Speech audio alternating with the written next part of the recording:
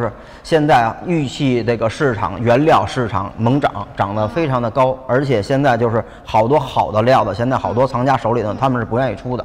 今天呢，给大家按照现在拿到一个手串，这个手串非常难得，给大家稍微介绍一下啊。完了，那个在介绍这之前，刚刚开场时候我应该说一下，就是我给大家介绍一下我们工美博物馆。好多老师可能有了解也有不了解的，有一些老朋友也有一些新朋友。新朋友不知道，我稍微说一说。我们工美博物馆呢是成立于1987年，是第一家由企业创办的工艺美术类的博物馆。我们藏品呢有25个品类，其中呢国家1、2、3级文物呢有3000多件，上启3代，下国至今。我们是由1957年最早成立的工艺美术研究所和工艺美术资料馆。那时候其实我们有大量的研究员去全国各地去收集一些好的作品，包括比如说设计好啊、料好啊、完工艺好啊，包括还有很多现在市面上可能见不着的，包括就是好多博物馆那个层面的那些物品，现在呢可能我们现在研究员拿出来研究，研究完以后，我们其实有一个库，我们那库呢是专门研究完以后好多剩下的特别好的作品，但是又没有升级成文物的那些作品。你看今天我们拿来的好多作品，其实有近现代的，也有一些稍微老一点的作品，其实有很多都是我们研究员全国各地去收集来的，所以非常难得。希望咱们藏友如果有喜欢的话呢，咱们可以多互动去聊一聊，包括这个工艺啊，完了包括它的料的哪儿好哪儿不好啊，想了解的您随时底下咱们可以去沟通。是的，是的。所以我们今天讲解的这一部分拍品，它都是工艺美术博物馆库出的，然后都是曾经作为研究所用的一些可以被试出的这样子的一部分拍品，也是非常难得一见。来，那就是咱们给大家讲一下这件拍品。这件呢作品呢其实是非常难得的，咱们好多老师都知道啊，这个碧玉里头有一种叫鹅碧啊，有一种叫新疆的碧玉。其实它分好多产地，产地来说，其实在那个产地里最好的呢就是咱们的鹅碧。鹅碧里头呢有一个叫什么7号坑的，7号坑里头还有一个叫什么叫猫眼的。大家可以看这件作品，这件呢就是咱们活粉绿的一个猫眼的一个碧玉。这件料子呢是可以过的，因为这个今天就不给大家过灯看了啊，等我们9号那天的时候，现场再给大家过灯，整个细节再给大家展示。现在大家可以从我手上能看得出来，这件碧玉已经是达到了一个收和藏的一个级别，而且这件我觉得一旦是被咱们藏友收到以后，可以就是毕业里头的一个毕业级一个作品了。所以就是像这样的作品呢，我觉得藏友们可以到时候关注一下啊。今天有2个好像特别牛的这个手串啊，这个尺寸达到了一个1.4的这么一个尺寸，珠径还是不小的，大小戴着也非常的合适。这个粉绿的这个活猫眼其实是在这个碧玉里头是非常罕见的。一般咱见到的就是普通的咱们新疆料偏多，鹅料呢大部分来说和新疆料有一本质性的区别。新疆料啊，碧玉啊，它是黑点比较多。然后那鹅碧呢，它就是非常的干净，黑点少，但是也不是说一点都黑点没有的。但是大家可以看到这件作品啊，是一个黑点都没有，干干净净，而且在不同光线下，它呈现出那种猫眼的效应。这个呢，就是咱们那个传什么说的那个级别的那个活粉绿的这么一个猫眼啊，这个非常非常难得，而且现在在市场上可能像这样的作品，一般商家手里要有的话，基本也搁在咱们保险柜里头，他不会往出拿的，除非是特别好的那种大藏家来了，他可能会关上门以后跟您去聊一聊、看一看、欣赏一下，出不出的话，那您肯定得谈好啊，所以这个非常难得。那个9号那天，我们也把这个非常难得的这个活粉绿的一个猫眼的这个手串给大家请出来了，完了，希望咱们藏友们多多关注这个手串。这件我看也是，就是它天生自带这种由浅到深的这种光泽，就是让它有这种猫眼的效果。对，是。对，所以说，整体这个直径它也不算太细，也不算说太粗，所以是男女都比较就是可以佩戴的。对，男女都可能戴这尺寸。对对，非常合适。所以说，咱们如果说老师有感兴趣的，也可以多多关注这一件。这个就是好多藏友可能就是认为，比如说这个越大越那什么，其实在那个实用上来说，其实是1.3到1.6之间是戴上是效果是最好的。对。完了我给大家试戴一下，大家可以看一眼啊。就是虽然说手上毛比较多，你们看这面就行了。对啊，大家可以看一眼啊，这个。在这面戴着效果其实是非常漂亮，大小也合适。比如说你要特别大的话，戴着效果呢，除非你有真是2米左右、1米8左右那种身高，是吧？像我这身高不到1米8，但是你戴着效果会非常的好啊，就没有那么的夸张，没有那么夸张。比较适宜。这个大小呢，其实咱们好多有信那个什么佛的什么的啊，就这个可以去把玩，大小也合适。这个多少颗珠子呢？2、4、6、8、10、12、14，正好是咱们佛什么家的那个14颗啊。因为好多话可能那个什么有限制，所以我都隔开说，不是天生结巴啊，就是得隔开。相对来说还是比较讲究设计的。啊，对，非常讲究的。来，那咱们这件就先简单的介绍到这儿。如果有什么疑问或者有什么那个互动的话，咱们底下可以留言啊，各位老师们。对，欢迎各位老师。有请下一件。哎，咱们来下一件。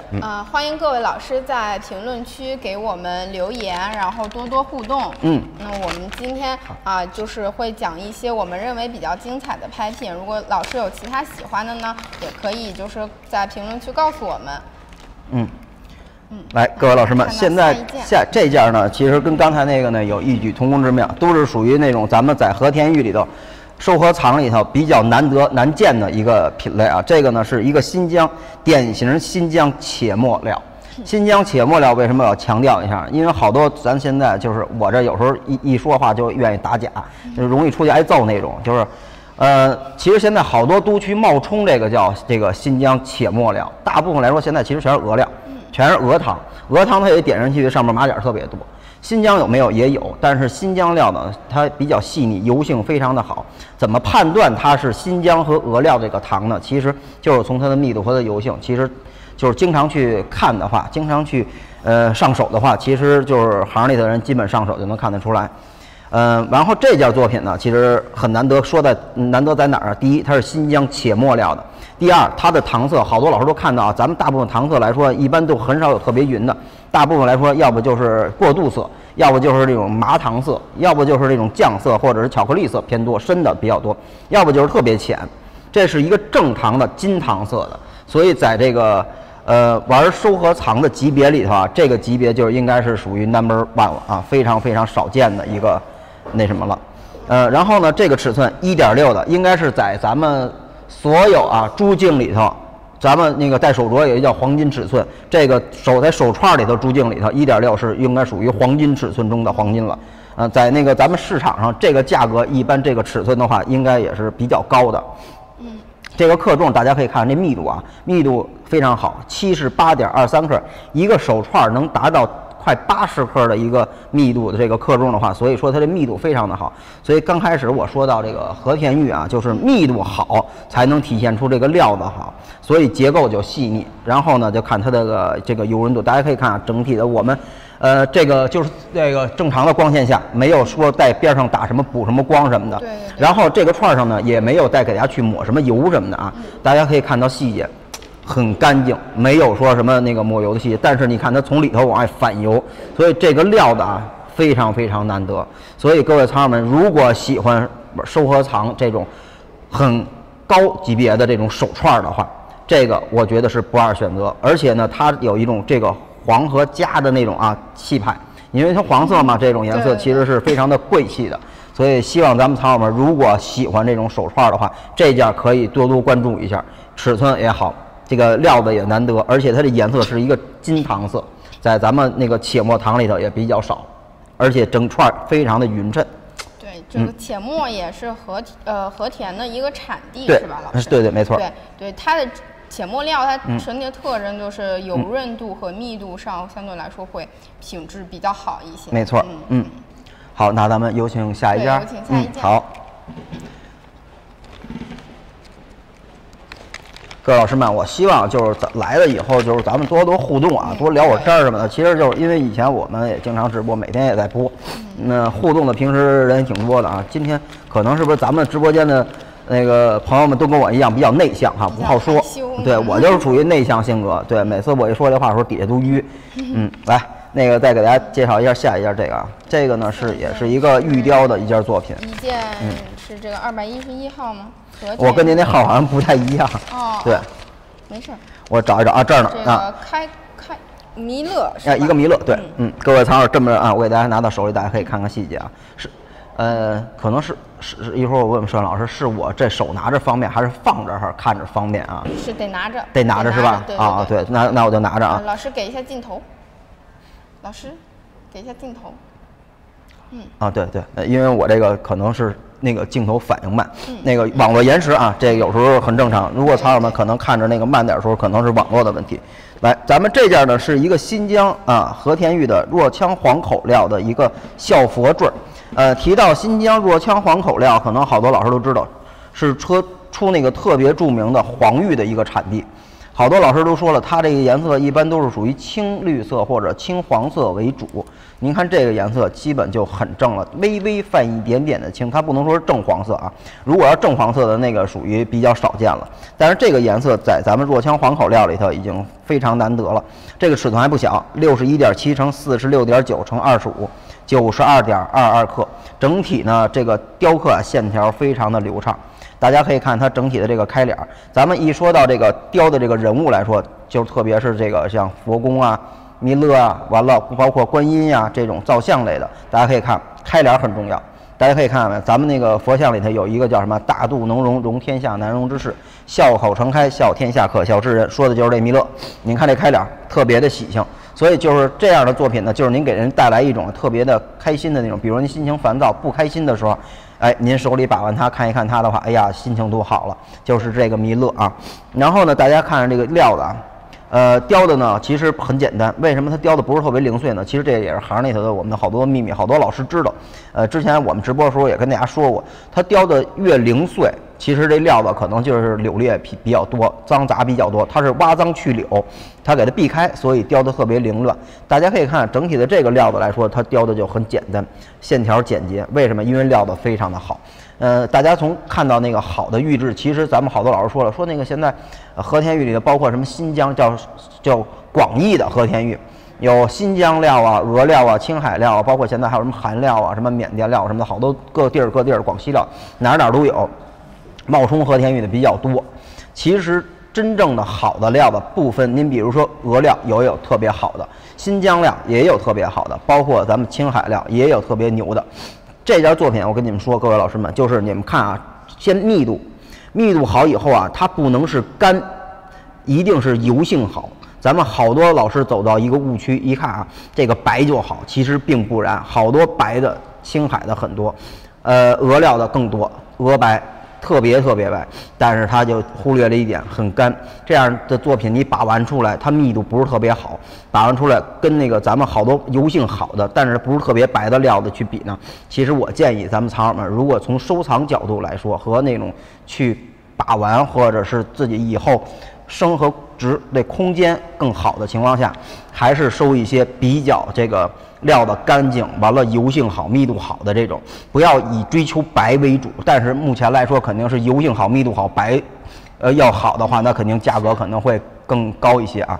但是综合各方面来说吧，这件作品呢，就是油润度非常的好，料子呢也是特别的干净，而且整体雕工线条流畅，开脸非常的喜庆。所以藏友们，这件呢大家也可以关注啊。如果喜欢弥勒的话，这个作品其实是一个手把件，因为挂着的话略微有点沉，这个克重达到了近100克了，92.22克了。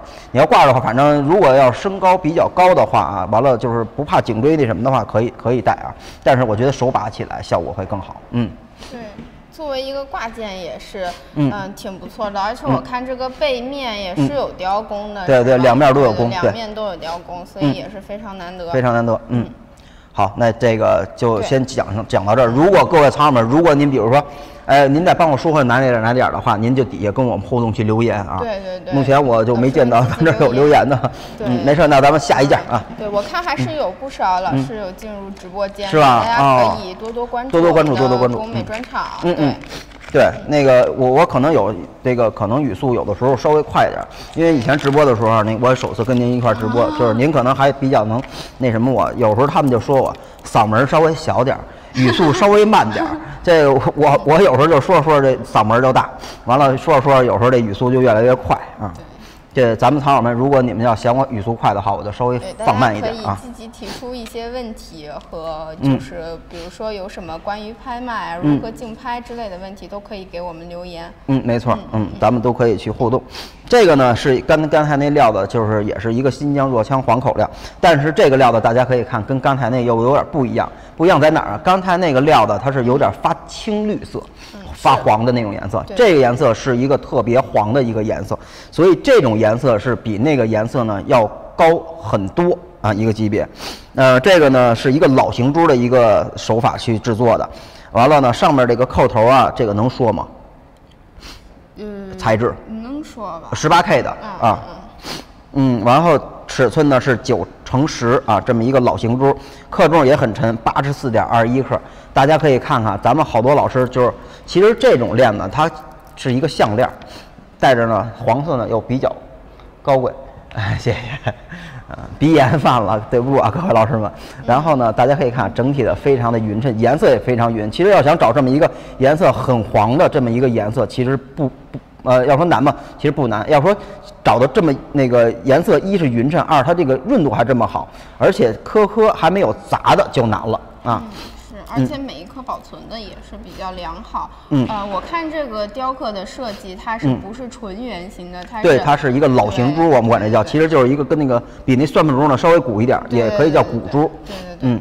然后呢，这个刚才说的这个颜色啊，刚才说的就是这个颜色呢，这个黄颜色是在咱们那个黄玉里头这个级别稍微的差一点点，这个再正一点的颜色就达到了一个正黄色的一个级别了。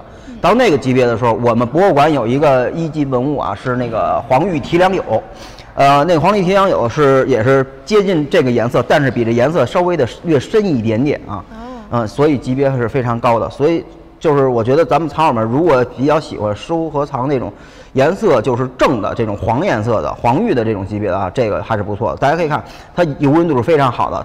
给人一种感觉就是晶莹剔透。其实和田玉来说，其实它应该是浑厚那种级别，但是这个料子达到了一个首饰的这么一个级别，所以也是非常非常难得的。现在市面上咱们去看到的很多都是姜黄色，什么叫姜黄色？它很干，它没有这么的油润度。就包括咱们好多老师那个咱们藏友们都会想到，一说就是一联想到和田玉，就是说级别比较高的有一个叫羊脂玉的。洁白如纸，油润度啊，白度啊，其实它那个白啊，不是说属于愣白，跟白纸一样的愣白色，那叫羊脂。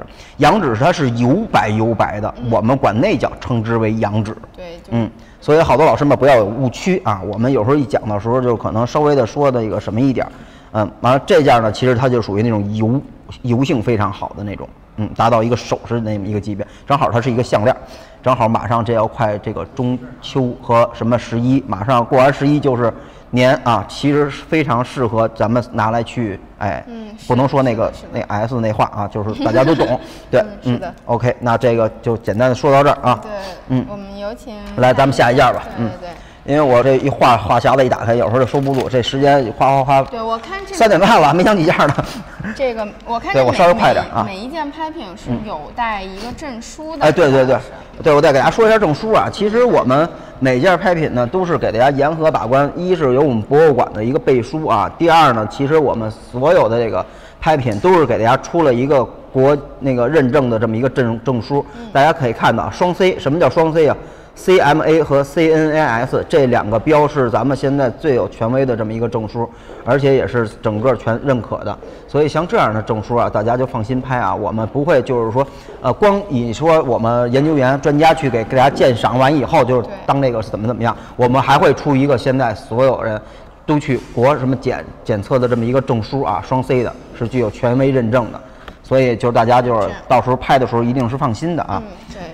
然后这件比较有意思了，其实咱们这个平台好多老师都比较喜欢这种老物件的哈。这件虽然没有到明清啊，但是这个呢是有一点的年份的，几十年的一个仿明清的这么一个制式，2个童子。我要给大家看一下尺寸啊，这尺寸好像也挺大的。